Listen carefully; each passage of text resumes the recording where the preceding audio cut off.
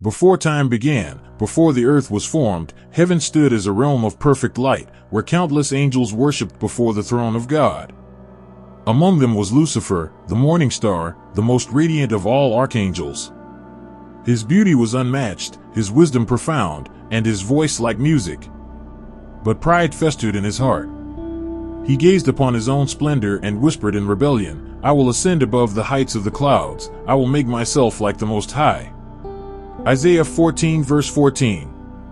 His ambition spread like a shadow, and soon, a third of the heavenly host rallied behind him, their loyalty twisted into defiance.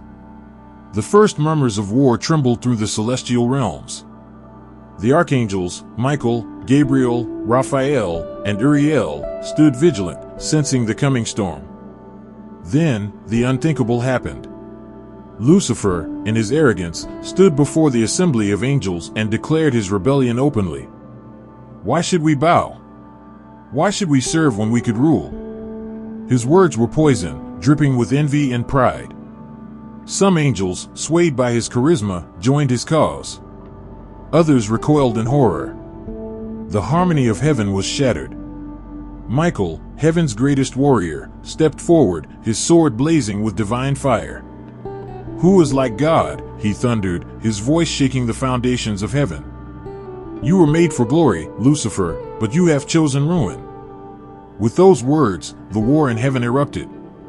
Angels who had once stood side by side in worship now clashed in brutal combat. The skies burned with the fury of their battle, swords of lightning, shields of flame, wings like storms. Lucifer fought with desperate rage, his once glorious form twisting into something monstrous. His followers, now demons, swarmed like locusts, their beauty turned to horror. The battle raged across eternity, neither side yielding. But Michael, empowered by the righteousness of God, struck with unrelenting force. In a final, cataclysmic clash, he hurled Lucifer from the heights of heaven.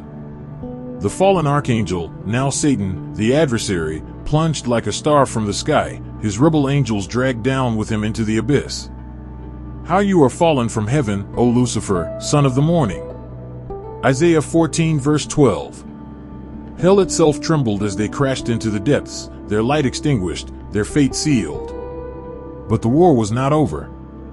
Enraged and humiliated, Satan turned his hatred toward God's new creation, mankind. He slithered into Eden, whispering lies to Eve, corrupting Adam, and unleashing sin upon the earth. Yet even in his exile, his defeat was foretold. Revelation 12 verses 7 to 9 declares, "And there was war in heaven, Michael and his angels fought against the dragon, and the great dragon was cast out, that serpent of old, called the devil and Satan, who deceives the whole world." This was only the beginning.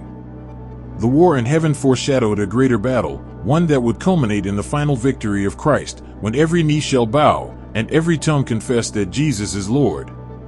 And so, the story continues, a cosmic war between light and darkness, until the day when God makes all things new.